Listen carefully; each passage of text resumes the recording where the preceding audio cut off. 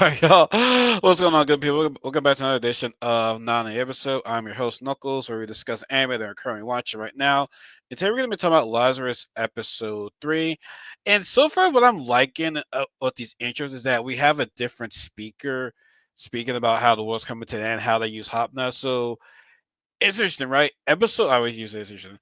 Episode 1, we had Doug explaining how the world came to an end, right? But he never explained why he used Hopna. Episode 2, you have Leyland speak. He said that, him and his friends used it for drugs. When we were feeling sick, we were feeling down. We used to get high. We used it in like soda and stuff like that. You know what I'm saying? So he and his friends use Hopna. We had Chris speaking in today's episode. She was saying that why does life have us, come over grieve, all the struggle in life right there. Like, can we just all just be happy and yet not worry about the pain in the world? That's why I took half that right there. So like, we had Doug explain what's happening in the world, but he never explained why he used Hopnut. We had Chris explain why he used Hopnut because him and his friends were doing drugs. They want to feel better. We have Chris explaining why she used Hopnut because she felt we had to overcome all this grief, struggle, and shit like that. She just wanted to relax and use Hopna. So I feel as though maybe Doug will speak again for his reason for using Hopna, but I'm here to hear what Elena has to say as to why she used Hopna. Now, it could be all for the same reasons, but I feel as though I like the fact we're having a different person. Now, remember, they've all used Hopna. I also used it too. So remember, there's only gonna be 13 episodes. So I feel as though like maybe the first 5 or 6 episodes to explain why they use Hopna, and maybe the rest of the episodes we won't find out. There won't be another speaker. Well, we'll have to see it. We'll have to see it right there. But I also like the music that plays in the background as they speak right there. It just sets the mood right there. I really love it. Right. So we're continuing what happened in episode 2, where there's a ton of different Skinners, right? Skinner fades on like all these different body images, right? He's like, well, only a hacker is doing this stuff. And Elena says, there's only 3 hackers I know. Like, what are their names right there? I got Dutter 909, Popcorn Whisker or was or something like that, and Mass Screamer, right? So they had to find out, who these hackers are. Now, Leland says he might have a lead on somebody that can potentially help them. Whereas, so him and X go to that location, whereas Chris and Layla they go to Dr. Skinner's house, right? Now, uh, Axel did not want to team up with Doug. Neither did Doug, right? But I feel as though as time goes on, I feel as though hopefully Axel's and Doug's relationship does get better right there. And honestly, it's not surprising that they didn't get along. It's not surprising to me. So I'm hoping later down the season, they'll warm up to one another, right? Now, one part of the episode I found very intriguing is that when Leyland and Chris, disguised as Chris going to Skinner's house right there, right? And Leyland kind of like persuaded, like talked this way into letting them in right there. And she's like, "Oh, what were you doing before you got on all this, right? You smooth talker, you." So I guess like I said, Leyland got to be some kind of type of conners, or maybe they're both conners. I don't know, but I was saying in the last episode that Leyland was like petty theft, right? But I'm like, this got me into more as to why you're on the team right there. Same thing with Chris. Like Chris says, "Oh, believe it or not, I'm a secret agent right there," and I'm like, okay. They said there's more, and if you are a secret agent, there's more to the reason why as to why you're here with all us right now, right? Like there's something that doesn't make any sense right there. So like I'm so curious to know, like who Leyland and Chris who they really are, right? Like that they kind of confuse you right there. They do, and I was they're related. So she also found this one drug. He's like, can this be Hopna? The cure to Hopna? He's like, I doubt it, but that had to be an important scene right there, right? Like, why would they show us that scene if nothing happened, right? Like, Chris took took it and put it in her pocket. Like, she might know what it is. Like, I feel as though they wouldn't show it to us if it wasn't important. So, it might seem like it's something, but I feel as though that's gotta be used for something. Now, I could be overthinking. I could, but I feel as though it was something, right?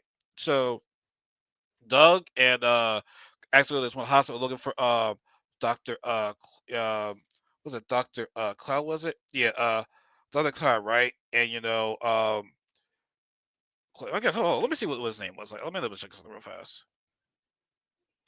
All right, so it was right. His name was Dr. Claw right there. I don't know why. I'm like, wait, did I not know my own handwriting right there, right? So they go to the hospital, and they could have found now. There's word on the street that he might be living on the streets right there. He might be homeless. And I was like, I know somebody. So they go to this homeless center and look for this guy named Jerry. And the homeless people are like, who's Jerry? The person that runs this place, his name is Jill. Jill arrives and she's like, oh my God, Axel, and Axel was like, "Oh wait." Jerry's like, "Yeah, I go by Jill now. Oh, you're good right now. And like, you look good right there." And I like the fact that Axel was not, freaked out when he saw that the guy was a transgender, that he was a girl. And he even commented, "But hey, you know what? You look good and everything right there." You know what I'm saying? Like, I respect that, right? And what was also pretty cool is that they asked Jill, we're looking for a guy named Dr. Claude, right? And she's like, "I'm a transgender with a history, who has a record, right? And a bankruptcy." Out of common courtesy, it's not nice to look up to these people's past right there, right? They have a right to their own privacy, right? Like for common courtesy. And Doug explained to her that when I was in the academy, one guy told me there'll never be a Black Einstein, and people like me can never win a Nobel Peace could never win a Nobel Peace Prize. He punched the person, tried to be the dean, and Doug was kicked out of the university. But after Cloud, fought for me back then, and I've yet to thank him.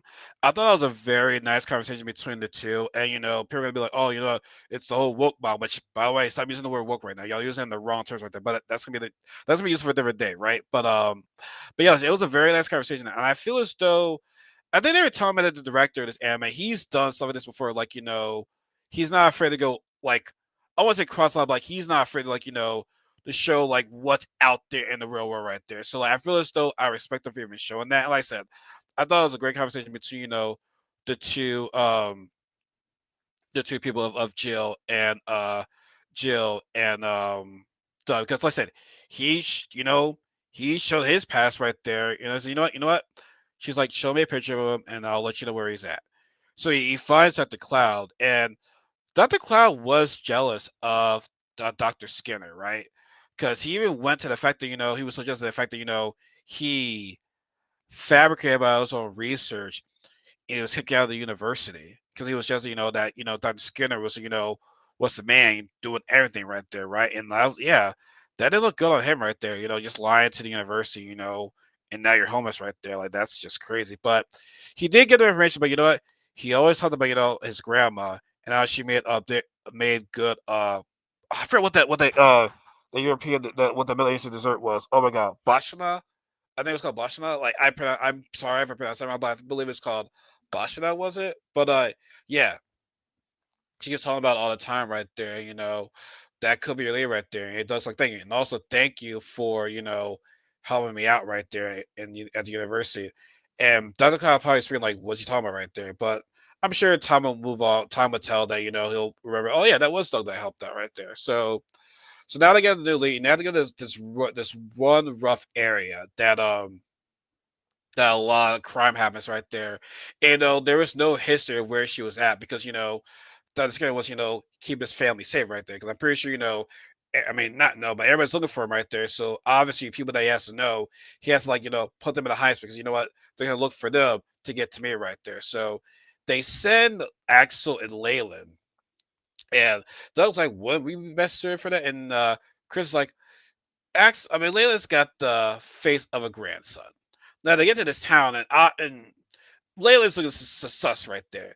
They're both kind of looking sus right there. So the fact that, they're walking in the middle of everything right there, pretty much giving them attention, right?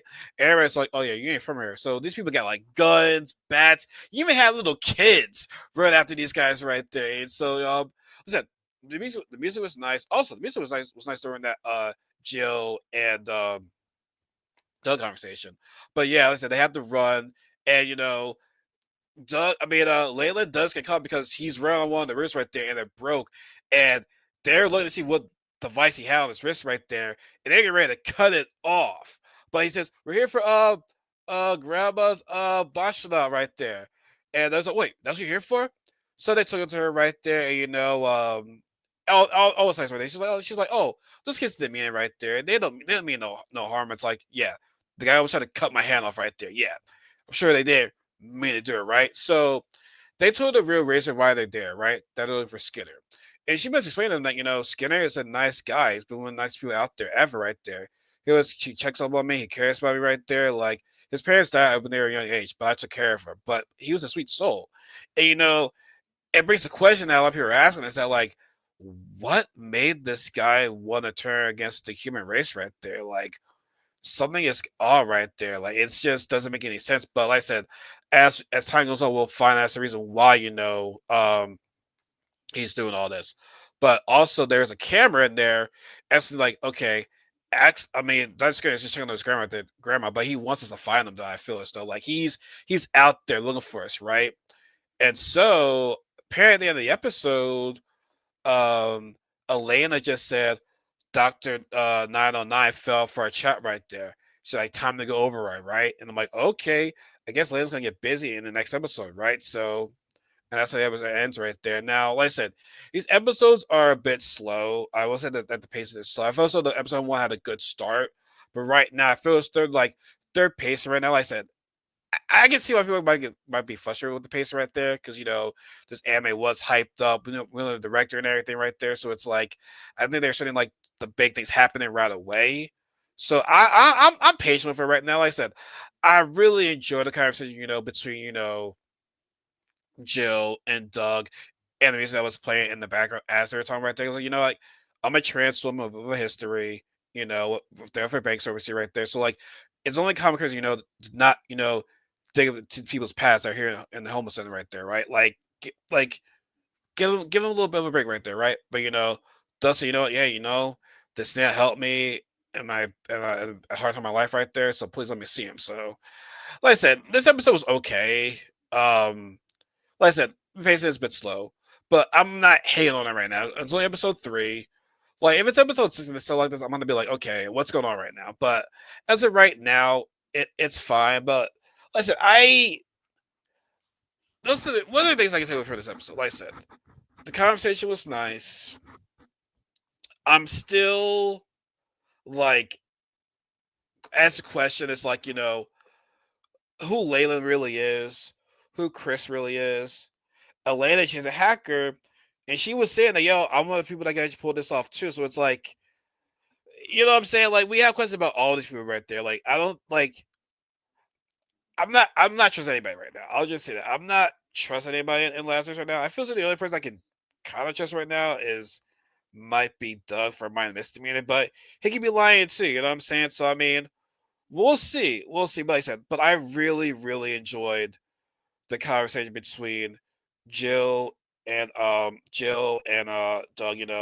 Sharon's over talking about her history, well, she doesn't really talk about her history too much right there, but Sharon's over talking about her history, and the black guy talking about, the racism that he went through right there. I thought that was a very nice, mature conversation right there. And like I said, the whole mom was gonna be like, oh yeah, it's so woke shit like that, which they're using work in the wrong term, and that's bothers me right there. But we're gonna say that for a different day, a different time. But like I said, nice conversation, nice music when they talk to the music.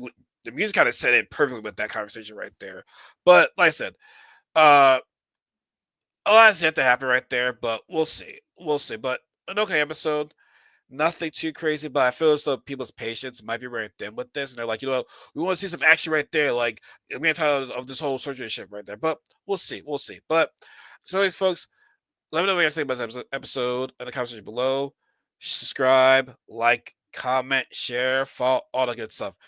And also remember, stay close to everybody. There's no such thing as life better than yours. Have a good day, everybody. Take care.